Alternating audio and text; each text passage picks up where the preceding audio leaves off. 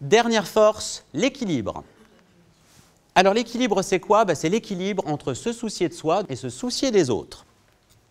Alors vous aurez remarqué que je n'ai pas mis donner et recevoir. Parce que ça présente un gros inconvénient. C'est qu'on maîtrise ce qu'on donne, mais on ne maîtrise pas ce qu'on reçoit. Là encore, c'est un super moyen pour activer notre système immunitaire et passer en mode contrôle, à essayer de faire obéir les autres pour qu'ils nous donnent autant que ce qu'on estime qu'on est en train de leur donner.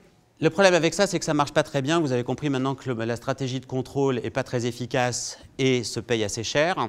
Là, c'est juste à la fois de faire ce qu'il faut pour nourrir la relation et en même temps de faire ce qu'il faut pour soi, sans attendre des autres. Donc je vais vous donner, comme j'ai plus beaucoup de temps, juste 2 petites illustrations là-dessus. La première chose, c'est comment est-ce qu'on nourrit des relations. 3 façons de nourrir des relations. 1, la connaissance et l'intérêt mutuel. Est-ce qu'on se connaît l'un l'autre? Est-ce que je m'intéresse suffisamment à toi pour savoir ce qui se passe dans ta vie, pour savoir ton histoire? Est-ce que je me dévoile suffisamment pour que toi aussi tu te sentes en relation avec moi? Est-ce qu'on partage des bons moments, ou en tout cas des choses qui ont du sens, ou est-ce qu'on se voit juste pour s'engueuler, pour se faire des reproches ou en cas de problème? Et enfin, est-ce qu'on s'apporte du soutien? Est-ce qu'on est là l'un pour l'autre en cas de coup dur?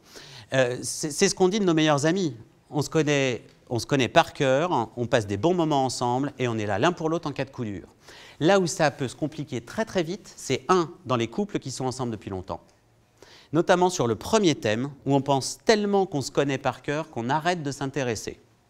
Et on tient pour acquis quelque chose qui, par définition, est toujours en mouvement. Il y a un deuxième endroit où ça pose problème, c'est au boulot.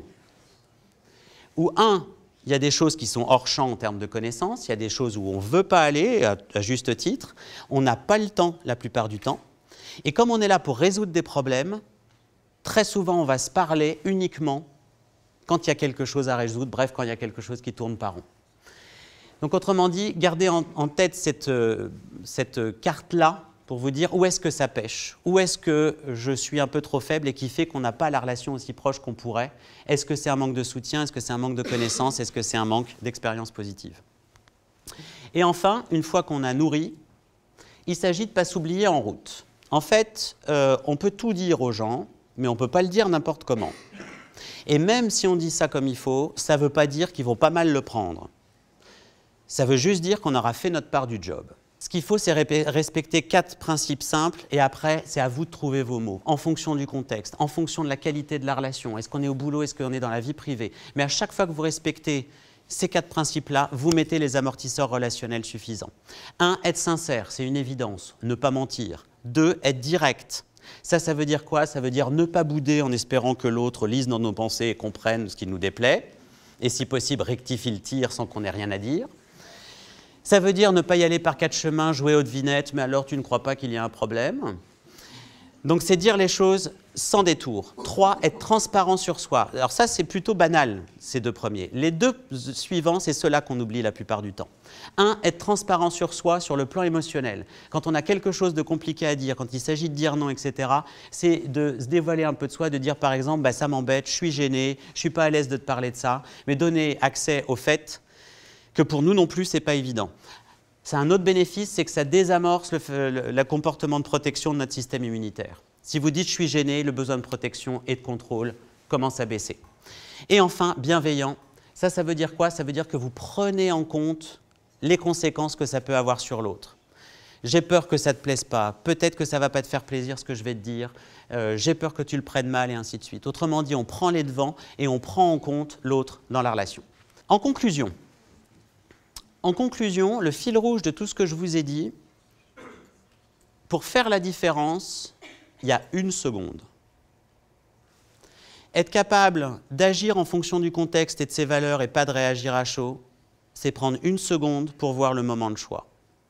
Quand on est sous le coup du jugement, de se mettre en mode empathie, réussir à voir en quoi finalement il y a peut-être bien une bonne raison et qu'en tout cas ça fait sens du point de vue de l'autre, c'est 1 seconde. Et pareil pour les choses qu'on a vues là sur l'équilibre, de se poser cette question de où est-ce que ça pêche et de dire les choses, c'est 1 seconde. Autrement dit, ça demande de sortir du mode automatique, ça demande de prendre la seconde qui va nous permettre d'agir et non pas de réagir, de faire le choix de ce qu'on veut en fonction de ce qui est le plus efficace. Et c'est cette seconde-là qu'on pense qu'on n'a pas. Et en fait, on ne l'a jamais, parce qu'on court après le temps. Et en même temps, cette seconde-là, c'est probablement votre investissement le plus rentable. Quand vous regardez le temps qu'on passe après à essayer de résoudre, de réparer des problèmes relationnels, regardez le temps où on parle à nos amis, à ressasser des trucs où ça ne sert à rien. Déjà ça, ce temps de perdu-là, on aurait pu l'investir ailleurs. Donc bref, quand vous avez une relation qui vous tient à cœur ou que vous avez une relation à problème, faites l'effort de vous ralentir juste d'une seconde pour essayer justement de changer ne serait-ce qu'une chose. Merci.